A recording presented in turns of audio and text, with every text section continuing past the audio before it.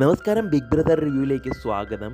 നമ്മൾക്ക് ഇന്നത്തെ ദിവസം എന്താ കാണാൻ പറ്റാൻ പോണെന്ന് വെച്ചാൽ, ഗബ്രിയെയും ജാസ്മിനെ എടുത്തിട്ട് എല്ലാ വൈൽഡ് കാർഡ് കണ്ടസ്റ്റൻസും പൊരിക്കണതാണ് കാണാൻ കിട്ടണത്.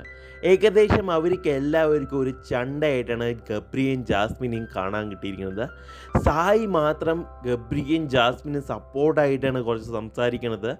മീൻസ് സായി വെളിയിലത്തെ കാര്യങ്ങളൊക്കെ ജാസ്മിന് പറഞ്ഞു കൊടുക്കുന്നുണ്ട്. അത് വളരെ വലിയൊരു തെറ്റാണ്. മീൻസ് വെളിയിലത്തെ കാര്യങ്ങളൊന്നും ഉള്ളിൽ പറയാൻ പറ്റില്ല എന്നുള്ളത് ഉണ്ടായിരുന്നു റൂള്. ഇത് കൂടാണ്ട് സായി ഏകദേശം 3rd സീസൺ തൊട്ടോ മറ്റും ഇത് ചെയ്യണതാണ്. മീൻസ് ഇതിൻ്റെ റിവ്യൂ ചെയ്യണതാണ് ബിഗ് ബോസിൻ്റെ. എന്നിട്ട് പോലും വേണം വെച്ചിട്ട് ഈ റൂളിൻ്റെ ഉല്ലംഘനം ചെയ്തു എന്നേ ഞാൻ പറയുള്ളൂ.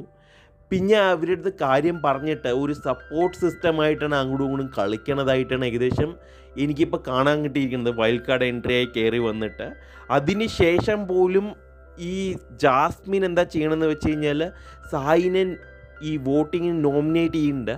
പക്ഷേ ഇതൊരു ഇവരുടെ പ്ലാനായിട്ടാണ് തോന്നുന്നത്. ഇവരെല്ലാവരും കൂടി ഒരു ടീമപ്പ് ചെയ്ത് കളിക്കുന്ന തോന്നുന്നത്. മീൻസ് സായിക്ക് ജാസ്മിനെയും ഗബ്രിയെയും നേരത്തെ തന്നെ അറിയാം. സോ ഇവരൊരു ടീമപ്പായിട്ട് കളിക്കാനുള്ള പ്ലാൻ നേരത്തെ തന്നെ ചെയ്തിട്ടാണ് ഇവരിപ്പോൾ ഉള്ളിൽ കയറിയിരിക്കണമെന്നായിട്ട് എനിക്കിപ്പോൾ തോന്നുന്നുണ്ട്. മീൻസ് ആ ഒരു സിംഗിൾ വോട്ട് കൊണ്ട് ഒന്നും ആവില്ല എന്നുള്ള കാര്യം ജാസ്മിനും അറിയാം. ജാസ്മിൻ്റെ വോട്ടിങ്ങിന് ടൈം വന്നിരിക്കണമെന്ന് ലാസ്റ്റായിട്ടാണ് വന്നിട്ടുണ്ടായിരുന്നത്.